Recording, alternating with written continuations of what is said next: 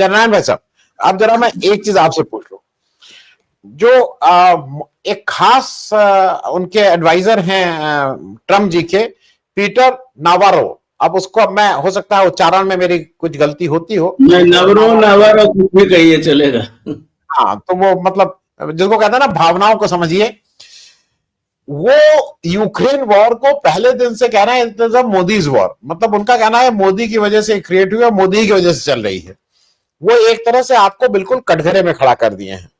मैं इस बात को अच्छा, मैं एक चीज और कह दूं, जो पाशा साहब ने कहा ना कि मोदी जी उस समय ट्रंप का क्या निमंत्रण ठुकरा दिया वॉशिंगटन आने का, मेरी जो समझ है उसके अनुसार, क्योंकि असीम मुनीर के साथ इनको बिठा के ट्रंप एक थाली में खाना खिलवाते, और हो सकता है भाई क्योंकि जो असीम मुनीर साहब हैं वो एक ही दस्तरखान में एक ही कटोरे में सब्जी लेके खाते हैं, तो शायद इस वजह से नहीं गए हो मोदी जी कि भाई उसी में वो कैसे खाएंगे, वो शायद वो मानते हो कि भाई मेरी कटोरी अलग करो, लेकिन वो दस्तरखान अगर एक ही बिक जाता, शायद इसको अवॉइड करने के लिए सारा मामला यह था कि असीम मुनीर के साथ वो नहीं बैठना चाहते थे।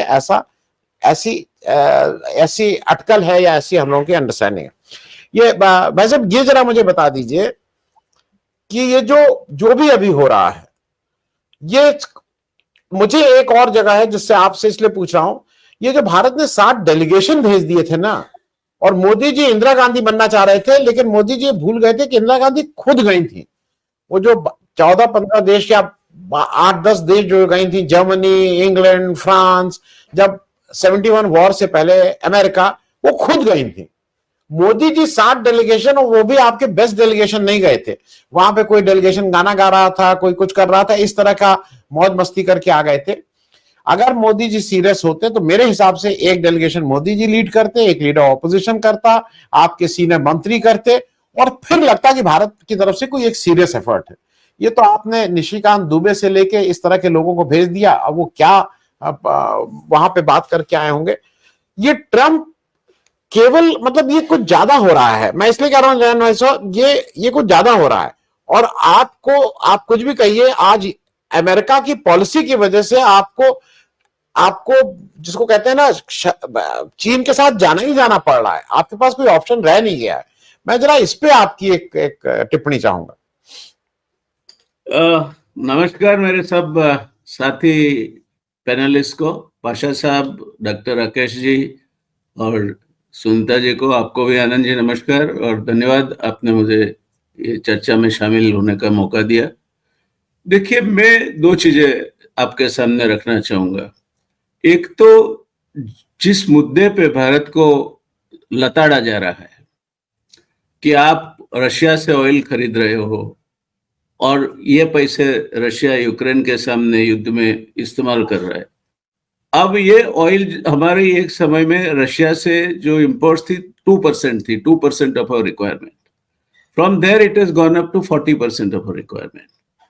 Now tell me very frankly that the argument is that it is in the national interest because we are getting 30% cheaper oil, crude oil. Now, having said that, 40% of your feedstock you are getting at 30% cheaper rate, prices of diesel or petrol for the domestic consumer, have they changed? The answer is स्पष्ट ना है। तो ये आप जो भी प्याज भी खाइए और जूता भी खाए हो रहा है, वो अंबानी और रोसनेफ्ट के लिए हो रहा है। Nayara 49% of the equity belongs to Rosneft. तो आप ये 2 लोगों के लिए पूरे देश को कटघरे में खड़े कर रहे हो और पूरा देश इसका खामियाजा भुगत रहा है। तो पहली बात तो ये है। दूसरी बात यह है कि चाइना से आप क्या पाओगे? चाइना ने बॉर्डर इशू पे तो बात करने की बात ही नहीं की। अरुणाचल लेके बैठा है, वहां से लेके अक्साई चीन तक, कहीं भी they are not open for dialogue. वो तो होगा, जब समय आएगा तब होगा।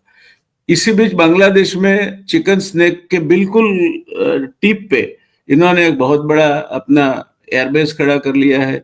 दे are in a strategically located on this side in Bangladesh, on the other side Doklam. तो डोकलाम और बांग्लादेश में और चाइनीज प्रेजेंस कभी भी India creates a problem, it will be a serious headache for India to defend.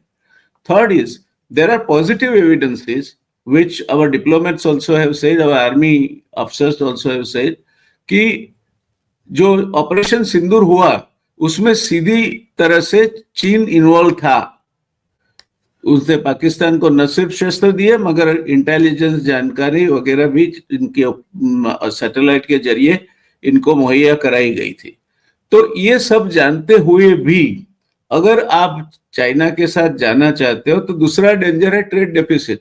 हमारी चाइना के साथ आज से 20 साल पहले ट्रेड डेफिसिट $1 बिलियन थी।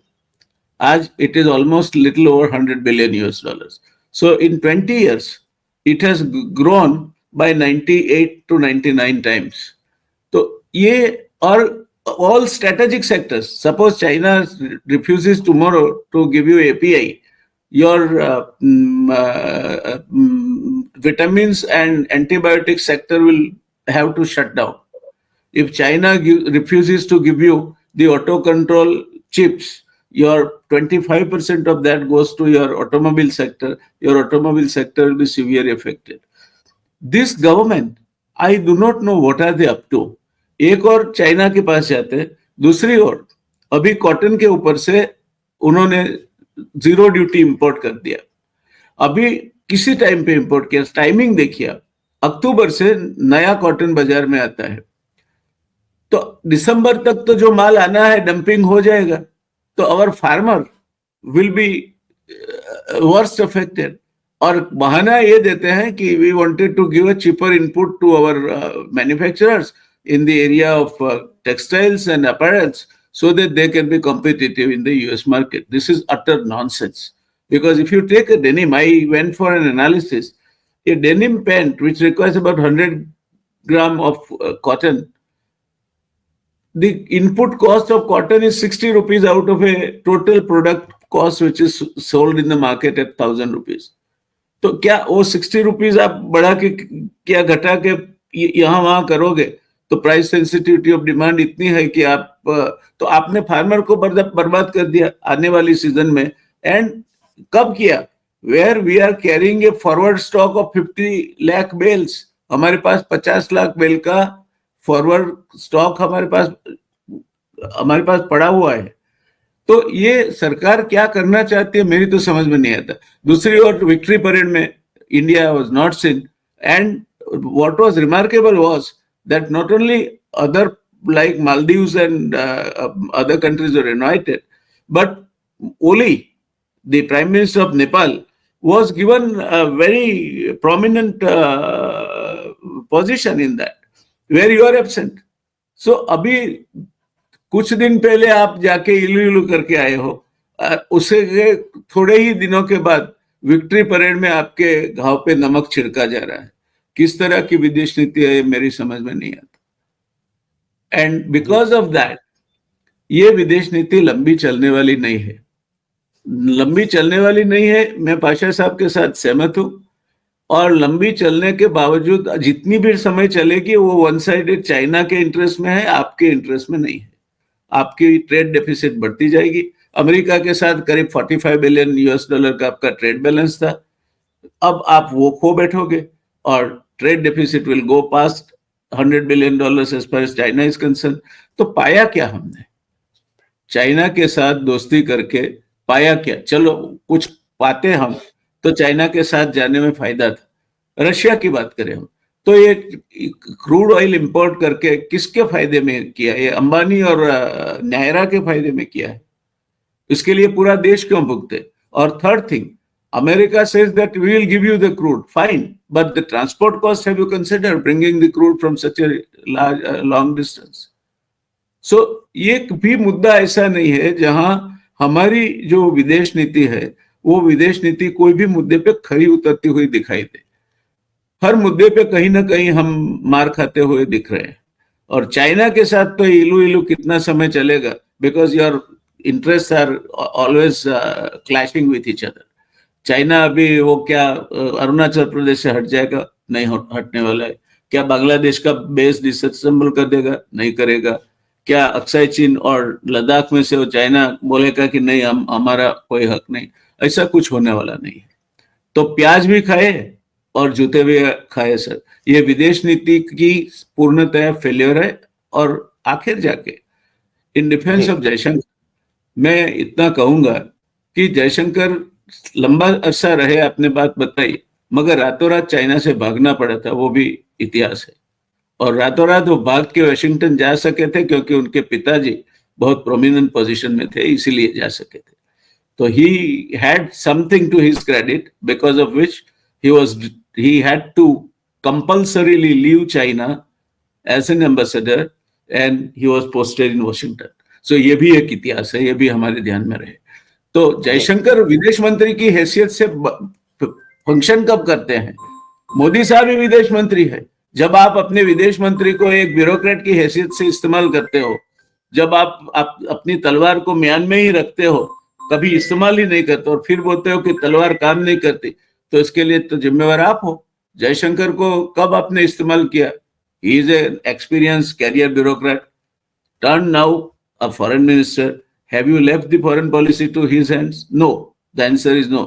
सो अभी आप ये परिस्थिति में जयशंकर को हम ब्लेम करें, मैं मानता हूं उचित नहीं है। जयशंकर, किसी भी मंत्री के पास कोई भी तरह की स्वतंत्रता नहीं है। Everything is driven from the PMO, and if you are driving everything as a center or a pivotal point from the PMO, I don't think you have a right to blame any of your ministers. और Nirmala Sitharaman as usual कि मैं प्याज के भाव बढ़ रहे हैं तो मैं प्याज नहीं खाती हूँ, ये ऐसा जवाब देती है। उसने कॉमर्स मिनिस्टर का जो स्टेटमेंट आया था उसका उन्होंने बोला कि हम तो एक स्वायत्त देश है, हम हमारी मर्जी में आएंगे, वो करेंगे, वो she is totally independent in all respects. तो ये निर्मला सीतारमन के जवाब से तो आप डिप्लोमेसी नहीं कर सकते।